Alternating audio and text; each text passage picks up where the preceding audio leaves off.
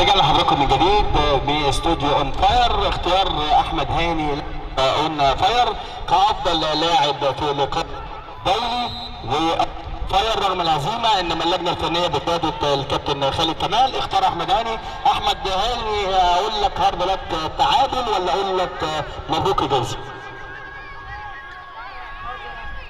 هارد لك. احمد هاني الجائزه افضل لاعب في لقاء فيه اكثر من 30 لعيب لعب اللقاء. تعني لاحمد هاني هل فرحان ان انت خدت جائزه افضل لاعب؟ احمد هاني زي ما سمعت ان انت بتلعب في مودرن فيوتشر مع الكابتن جمال السيد النهارده في بطوله كبيره اون فاير. كلمني بقى البطولات التحضيريه اللي هي قبل الدوري دي بتفرق في مستوى احمد هاني؟ تفرق كتير، تخليك قوي. شايف البطوله اللي كل الفرق المستوى متقارب من بعضها، كل الفرق قويه؟ كل الفرق قوية وفي فرق برضه احمد ده ابن اهلاوي ولا زملكاوي؟ زملكاوي. مبروك على الدوري. قول لي بتحب مين في الزمالك؟ الويتش. الويتش يبقى انت مساك.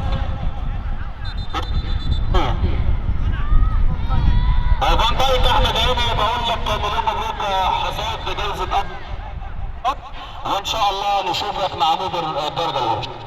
تاني لقاء تاني مع السد العالي نجم الداخليه في 2015 ونجم فريق الدولي اللي النهارده اشتغل كتير واختبر كتير وقدر يكون احد نجوم اللقاء الدولي. واحده بقول لك مبروك جائزه افضل في اللقاء الماضي. شكرا طبعا، انا كنت مبسوط جدا طبعا.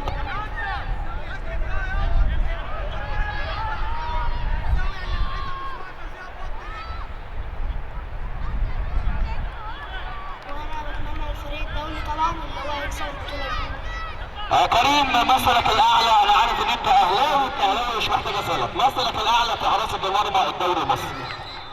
شباب. مصطفى شوبير. عالميا مين الحارس اللي بيعجبك في الدوري الاوروبي او الدوري الانجليزي الاسباني الايطالي؟ روما. دينا روما. طبعا حارس كبير، حارس السيتي دي روما. مصطفى شوبير حارس نادي الاهلي. الجائزه دي تهديها لمين؟ جائزه افضل لاعب في اللقاء ولا رجل اللقاء؟ تهديها لمين؟ ده باك اللي هو الكابتن محمد وهبي. طيب كلمنا عن البطوله، ايه رايك في بطوله اون فاير؟ بطوله قويه وبحب اشكر الجمعيه المنظمه واقول لها شكرا على البطوله دي. اون فاير بالفعل صعد لقاء السيمي فاينل. شايف ان اون فاير يقدر ياخد بطولة اون فاير؟ طبعا قوي ويقدر ان هو يحقق الفوز.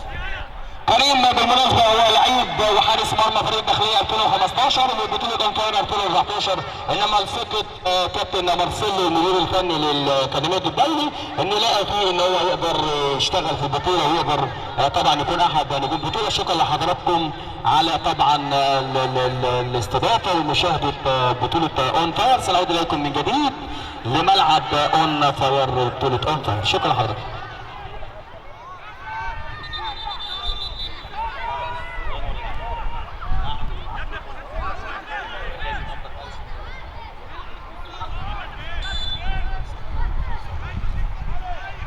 طبعا بنرحب باسطوره هرم من اهرام مصر، اسطوره من اساطير كره القدم الحقيقيين، اسطوره نادي الزمالك الحائز على بطوله الدوري الكابتن محمد صلاح، نجم الزمالك وكابتن منتخب مصر في بطوله اون فاير.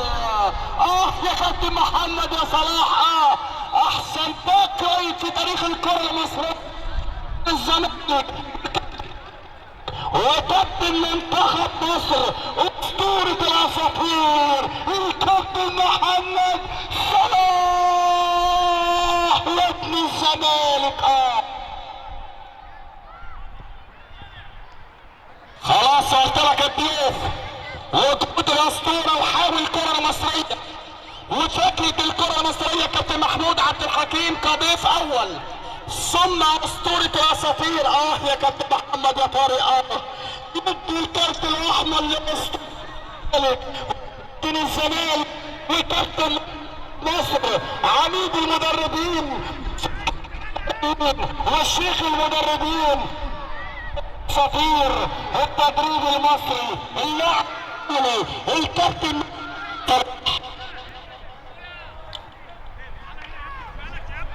شوف اون فاير بتعمل ايه، بص شوف اون فاير بتعمل ايه، بص شوف اون فاير يا باشمهندس احمد.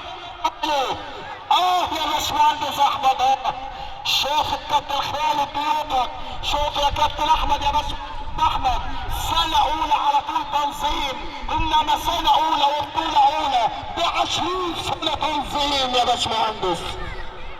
يا كابتن محمد يا صلاح يا كتبة الكرة المصرية.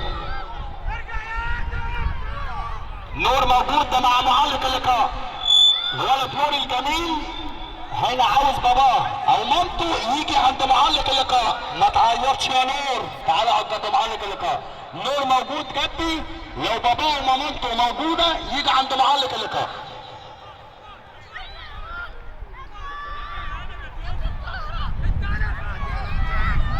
بابا نور يجي عند معلق اللقاء، كابينة التعليق.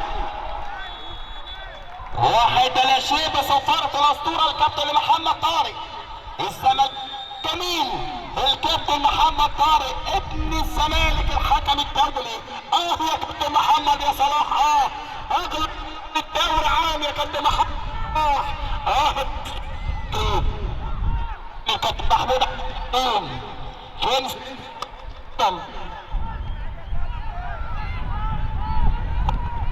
هو ضد الكابتن محمود عبد الحكيم.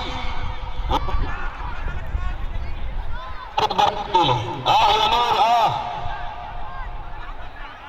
والد نور يجي عند معلق. والد نور ولد الجميل دوت، لو والده موجود او والدته موجود يجوا عند صفقة الكابتن محمد طارق. يروح بقى للقاء اورنج. شوف اللقاء الختامي اورنج.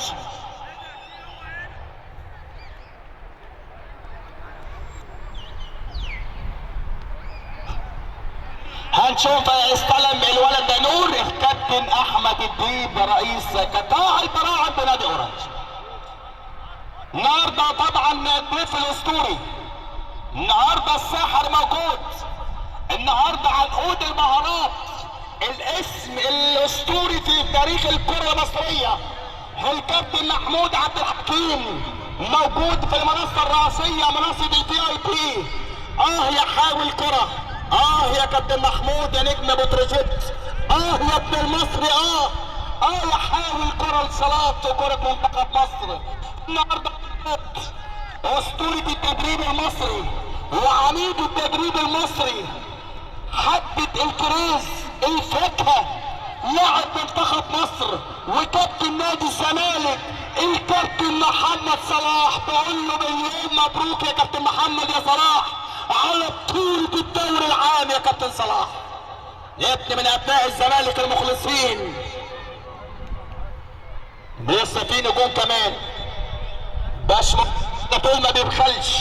هنا قال لك ان في مفاجآت ونجوم كبار.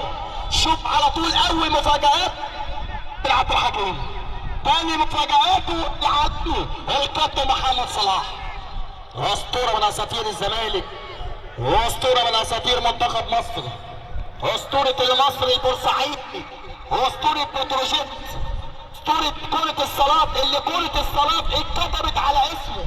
لما تيجي تتكلم على كرة الصلاة اول واحد هتفتكره الكابتن، اول واحد الكابتن محمود عبد الحكيم، كابتن تامر اسماعيل. اتنين على طول انتوا يعملوا صيت للكرة الخماسية.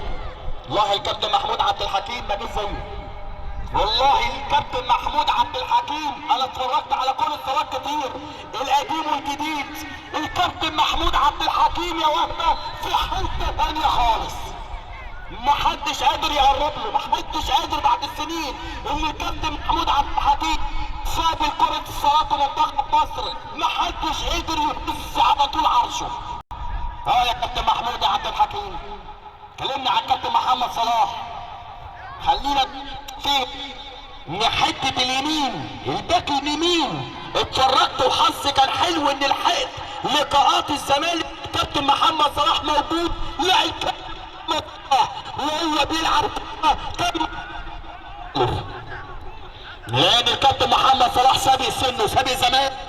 كان باك رايت لما كان الطريق 3-5-2 باك رايت ما يعدوش نص الملعب. لا الكابتن محمد صلاح كان من 18 ل 18 سابق طريقه 4-4-2 بسنين.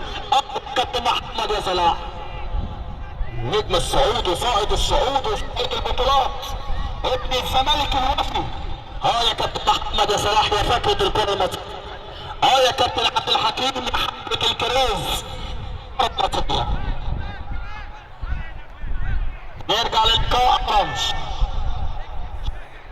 يا سلام يا باشمهندس، يا سلام يا باشمهندس. انت في الكابتن خالد عاملين بطولة دي سنة أولى إيه؟ مستحيل يا كابتن خالد، مستحيل تستنى اون فاير. اول نسخ اون فاير انا بقول لك مستحيل، مستحيل. خد مني انا 20 سنه تعليق، 20 سنه بعلق على بطولات. لا اون فاير مختلف، اون فاير محترف، اون فاير في حته تانيه خالص. لسه بعد لحظات الكابتن خالد ابتدى يدور صعود للسنة فاينل. مين الاربع فرق اللي هيقولوا لنا الكابتن خالد ضمنوا الوصول للقاءات النوك اوت، لقاءات ربع المغلوب. هيبقى عندنا لقاءين في السنة فاينل، لقاء النهائي. مين كده براد مكسب، براد محتاج الوصول للسنة فاينل.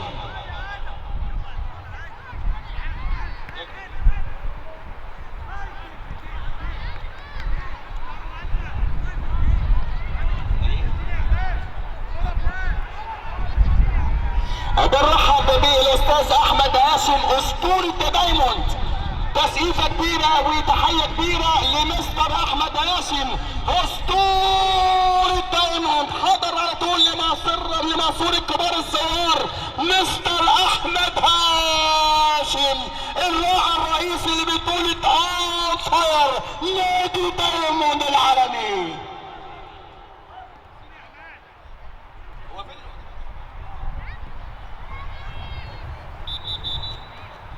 نرحب بالاسطوره الكابتن محمد صلاح، بنرحب باساطير الكابتن محمد الحكيم، بنرحب بمستر احمد هاشم اسطوره نادي دايموند الراعي الرئيسي لبطوله اون فاير مستر احمد هاشم. موجوده كمان اسطوره نادي الاهلي الشياطين الحمر زيزو. يا كابتن زيزو،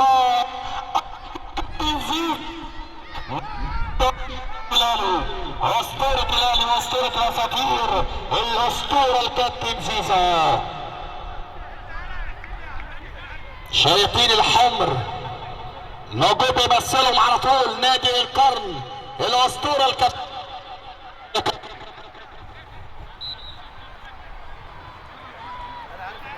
يرجع لقاء اون فاير. هنا كان الانتظار بقى كمان مطاعم بندق. جول جول جول جول جول جول جول جول ده جول هو اللي براده.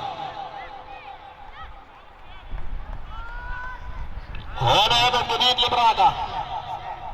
شوف على طول على طريقة محمود عبد الحكيم، على طول ملك التصويبات واسطورة التصويبات والكابتن محمود عبد الحكيم. هذه تصويبة على طريقة عبد الحكيم الاسطوري.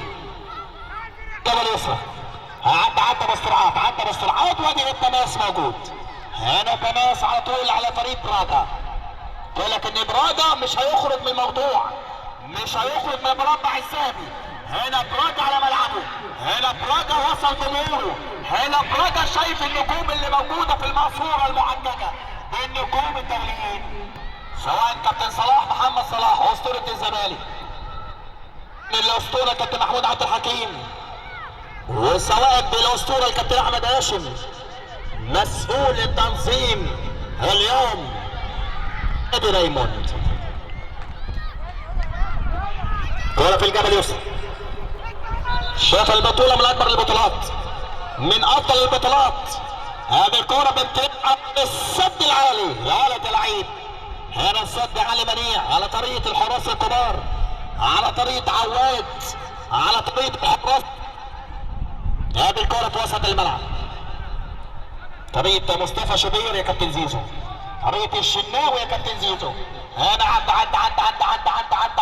حلو قوي، وادي التماس من الجبهة اليمنى لصالح فريق براجا اللي متقدم حتى الآن 1-0. ابتدى الكابتن محمد طارق الحكم الدولي يبص في ساعته. هل صفارة الاعلان عن صعود براجا للسيمي فاينال بصفارة الدولي الكابتن محمد طارق. هنا اورنج يكفي الفوز او التعادل للوصول نقاط السنة. كرة ركنية بصفارة على طول للكابتن محمود. كابتن عبد النبي موجود يدي ركنية لصالح فريق اورنج. شوف الكابتن سيد المدير الفني لفريق اورنج، والكابتن احمد حسن الديب رئيس بنادي اورنج موجود. يوسف فايزو قائد كتيب الدفاع، والكابتن احمد سمير.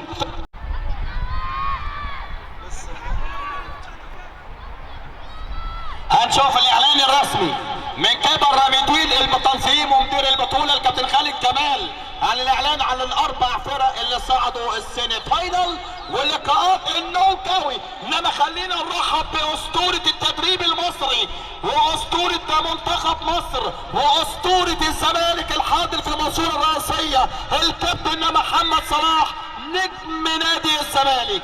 كمان خلينا نرحب باسطوره كره القدم ابن بتروجيت وابن المصري البورسعيدي ابن منتخب مصر الحاوي زي ما بيسموه الكابتن محمود عبد الحكيم.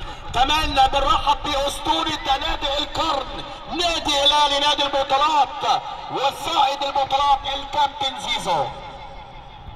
دول موجودين على طول ضيوف شرف المنصوره الرئيسيه بطوله اول فاير.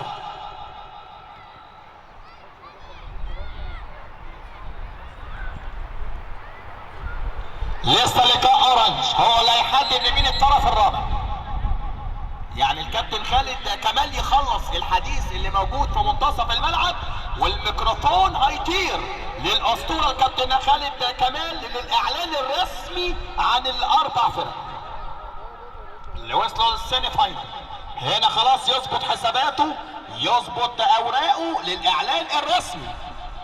طب اختيار افضل لاعب في اللقاء براجا كابتن محمد طارق والكابتن خالد كمال.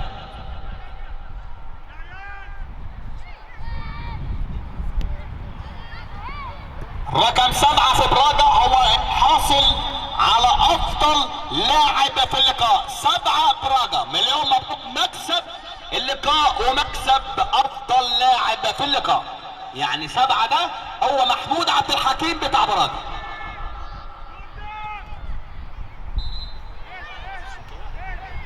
كابتن احمد المصري لو سمح. نرجع للقاء اورنج.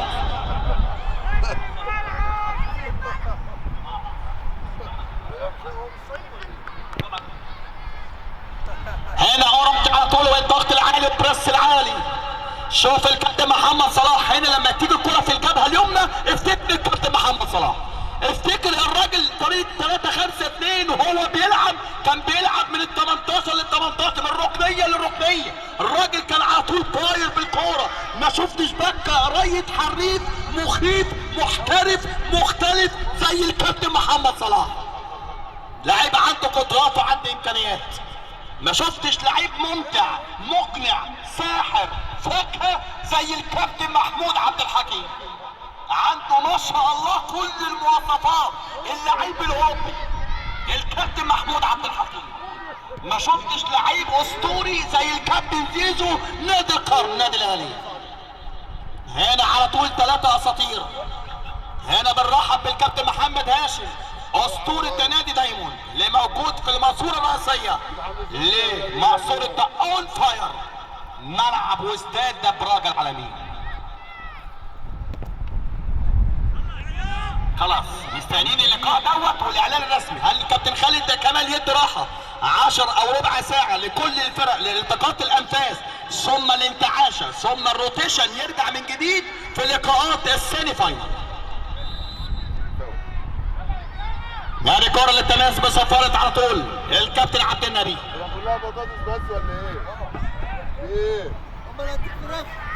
ازاي؟ يعني يرحموا عزيزك يوم الزل. شوف الفاول موجود. هذا الفاول من مكان خطر. هنا الخوف على اورنج من جول. هذه الكرة في اتجاه الجول انما امتياز الدفاعات الحديدية لفريق اورنج. اروح للكابتن خالد بحديث بقى كده سريع. كابتن خالد طب قول لي الثلاث فرق اكيد اللي وصلوا. يعني بس سسبنس ناس قاعده مرعوبه في المدرجات. قول لي الثلاث فرق اللي وصلوا اكيد. ولا رابع ولا حاجه، ده هم احسن مننا في كل حاجه. عادي الدنيا عاديه وهقول لك دلوقتي مين اللي صعد. خلاص يبقى الكابتن خالد عاوز وقت للاعلان الرسمي بعد اللقاء. يقول لي استنى اللقاء مش هعلن حاجه الا لما الوصول يبقى رسمي للاربع فرق. شكرا كابتن خالد كمان. بيتك زي ما هي يا باشا مفهوم. مش واصل. هنشوف بقى اللقاء المنتظر، اللقاء الاخير في دوري المجموعات، لقاء اورنج. ونشوف كمان اللقاء بقى اللي احنا استنيناه. هل يكون الافريقي؟ هل يكون براجا؟ هل يكون اون فاير؟ هل يكون اكاديمية سعد؟ هل يكون الافريقي؟ هنشوف بقى كمان الدولي واكاديمية الدولي ونادي اورنج. دول اللي طبعا كانوا موجودين في دوري المجموعات.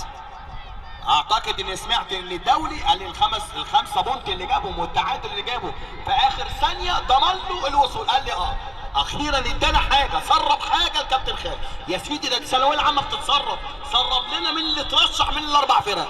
قال لي اصبر بعد اللقاء اورنج. ضربه مرمى لصالح فريق اورنج. كابتن عبد النبي في الميعاد. الشوط الثاني خلاص ابتدى يبص في ساعته الكابتن عبد النبي للاعلان عن الرابع الفرق للواصل لدور السيمي فاينل في وجود اساطير منتخب مصر، في وجود نجوم الاهلي والزمالك والمصري، في وجود اساطير كرة القدم المصرية الكابتن صلاح والكابتن زيزو والكابتن محمود عبد الحكيم. يعني من الاساطير اللي موجوده نادي دايموند اللي دايما محمد طارق يعترف بالعرفان نادي دايموند، لاعب فريق دايموند والاداري المدير الاداري الكابتن محمد طارق طبعا بيرحب بالكابتن احمد هاشم او مستر احمد هاشم. يقول لك الشغال خسران.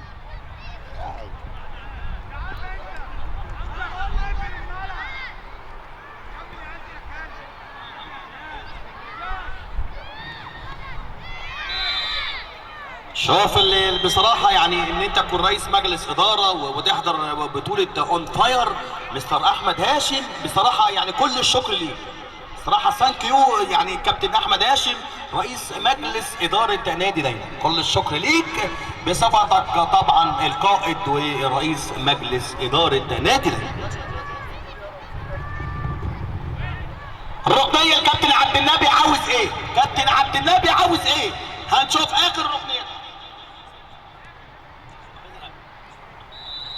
هذه على طول كابتن مصطفى محمود عبد النبي عشان الكابتن محمد طارق ما يزعلش، قال لي قول اسمه رباعي.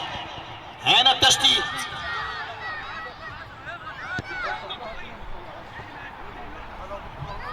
كرة في الجبهة اليسرى.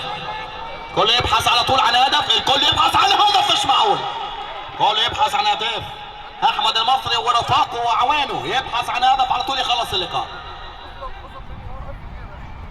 الركنية مدوية. ركنيات كتير، الكابتن احمد حسن الديب واقف على اعصابه. هذه راسيه جول جول جول جول جول جول النيران الصديقه، النيران الصديقه مش معقول. هدف من نيران الصديقه. الديب يا كابتن خالد كان عندي قال لي اصبر مش هقدر اعلن لان في فرقه عندها امل، الفرقتين عندهم امل. معقول يا كابتن سيد اورنج ما يكونش موجود في السيمي فاينال؟ مش معقول. ابتسامة كابتن خالد قال لي قلت لك اصبر مش هعلن دلوقتي ما اقدرش يعني اللي بعد انتهاء الشوط الثاني واللقاء اورنج. هنكون على طول مفاجأة اولى. خروج المرشح الاول للبطولة نادي اورنج من مجموعة من دوري المجموعات صعبة. خروج المرشح الاول. هنا اورنج محتاج مكسب ولا تعادل. ادي الكرة بالبوكس امتياز على طول. الكابتن مصطفى عبد النبي. سلامات يا ولد. هنا مفيش فار. هنا مفيش فار. شوف كابتن محمد طارق وانت حكم دوري ممتاز. امبارح في لقاء نهائي الدوري الافريقي شفنا 3 حالات فار. هل عندك استثناء في حاله من حالات ضربتين الجزاء للفريق المغربي على سان داونز؟ هل كان في حاله استثنيت عليها؟ قال والله ما كنتش موجود طبعا، اتفرجت على اللقاء، انما انا شايف ان الضربتين بصراحه ضربتين جزاء مستحقين. كابتن محمد طارق برضه وانت معايا، هل تطور واضح في التحكيم الافريقي منذ 2 3 ولا لسه في اكتر من كده يا كابتن طارق؟ لسه في اكتر من كده بكتير. انما انت شايف الفتره الاخيره اعتقد يعني، وانت طبعا سيد اللي عارفين ان التحكيم تطور في افريقيا. قبل ما يطور في مصر. شوف كابتن محمد طارق برضه لازم يدي واحده من بتوع الكابتن خالد كمال، قال لي اتطور في افريقيا عقبال ما يتطور. شوف على طول كلمه ليها مليون معنى. حكم دولي اتفرجت عليه وشاهدته، محكم يطلع الفرقتين يشكر. لسه طبعا هو فاضل له درجه يطلع ممتاز، انما حتى الان ماشي بخطى ثابته. لتماس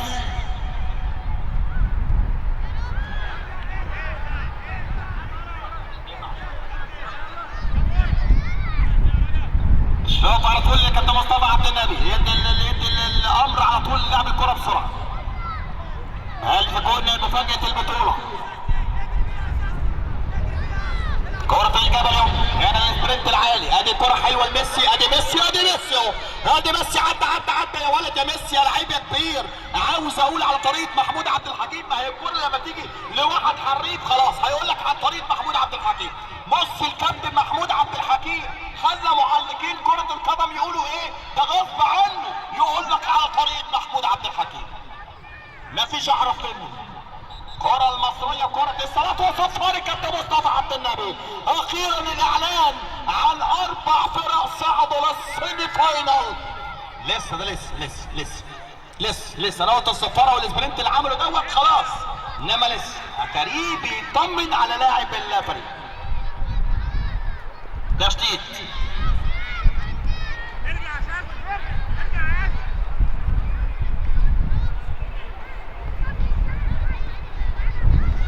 شوف الركنية لصالح فريق اورنج على طريقة الهدف الاول.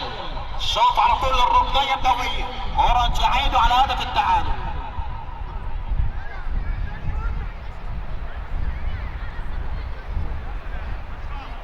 ركنية مدوية. هذا ركنية حلوة. يلا جول. نمرة 6 ركنية مرة ثانية لصالح فريق اورنج. اتعملت حلوة قوي. اللي فاتت على طول. ها يا كابتن محمد يا صلاح. يا كابتن محمد يا صلاح يا اسطورة الدوري المصري، يا اسطورة الدوري المصري. يلا جول. اورنج في السيمي فاينل. التعادل يا كابتن سيد. اورنج يمرض ولا يموت. الله على اورنج والتعادل مخطوفة خطة الكابتن محمد صلاح. يا ولد يا لعيب يا كبير. هدف الانقاذ مخطوفة خطة. هو الولد حمزة شولة ولا مين؟ يا ولد يا حمزة يا شولة يا لعيب يا كبير. حمزة يجيبهم من على سلم الطيارة. اكتب يا كابتن خالد وعدل يا كابتن خالد. اكتب يا حسين وسجل يا حسين. كابتن خالد بره يقول لك اورنج بره، المرة دي يعدل على طول بالقلم الكاف اورنج جوه. مش معقول بطولة اون فاير لحد دلوقتي مش عارفين مين الفريق الرابع اللي وصل للسيمي فاينل. حتى الان مش عارفين مين يا كابتن احمد يا هاشم مين اللي وصل للسيمي فاينل. يا سلام يا سلام على دايموند، يا سلام على رئيس مجلس الاداره مستر احمد هاشم، يا سلام على اسطوره الزمالك كابتن محمد صلاح، يا سلام على ساحر كره القدم المصريه الاول الكابتن محمود عبد الحكيم. كل دول ضيوف الماسوره بانتظار سلسله مطاعم بندق. الراعي الرسمي للبطوله مع دايموند.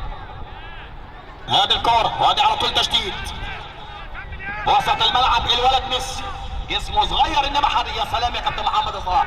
انا عاوز تحيه لاسطوره الزمالك، تحيه للمتفرجين، تحيه للمحبين لاسطوره منتخب مصر ونادي الزمالك الكابتن محمد صلاح. كل الشكر لضيف شرف بطوله اون فاير اسطوره الزمالك واسطوره منتخب مصر، شيخ المدربين، اسطوره المدربين، سيد المدربين الكابتن محمد صلاح.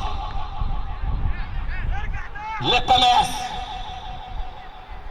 ماشي الاسطوره كابتن محمد صلاح لانه مرتبط بمواعيد، انما ساب لنا الفكر، ساب لنا الساحر، ساب لنا حبه الكريز، ساب لنا على طول الممتع المقنع. اسطوره كره القدم في بتروجيت، اسطوره المصري وما ادراك ما المصري. مش اي حد يلعب في المصري البورسعيدي، انما المصري حب محمود ومحمود حب المصري. الاسطوره الحاوي، حاوي البورسعيدي وحاوي منتخب مصر الكابتن محمود عبد الحكيم.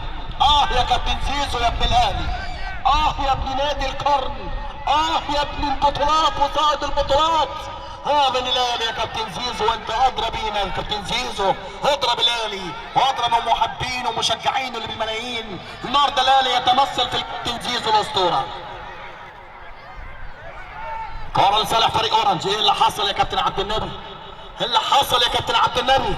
هذه الكوره هنا شوف الكابتن عبد النبي ياخد خطوتين جول، خطوتين والتشتيت من اورنج.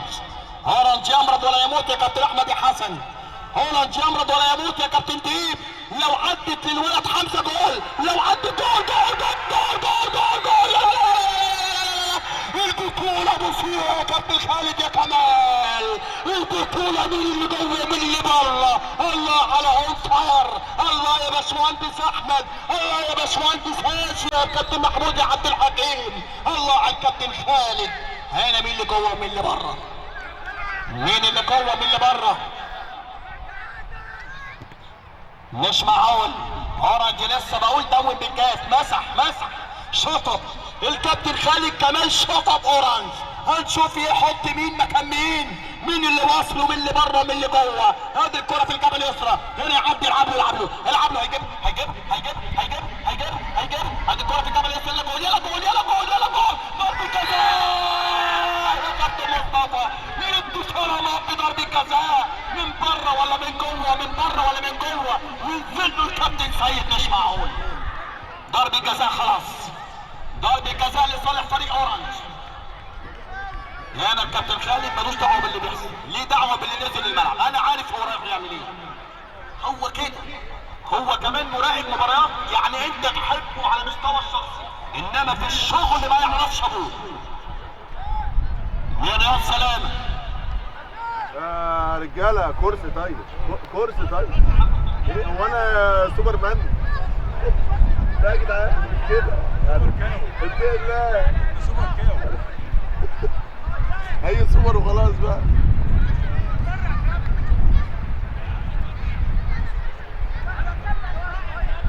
شوف ضربة الجزاء على طول لصالح فريق اورنج، ودي الفرصة الأخيرة، دي الفرصة الأخيرة لنادي اورنج.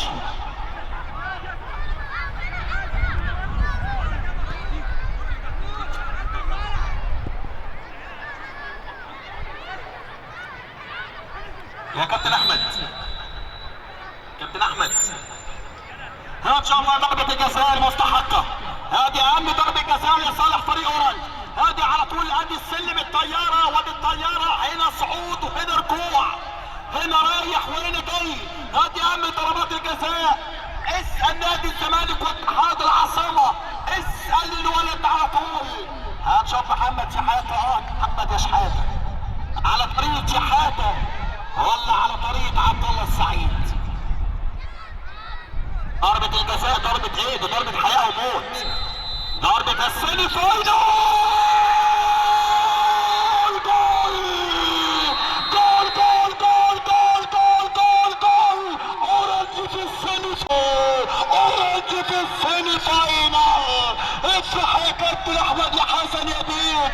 هيص يا كابتن سيد. قول لهم يا كابتن احمد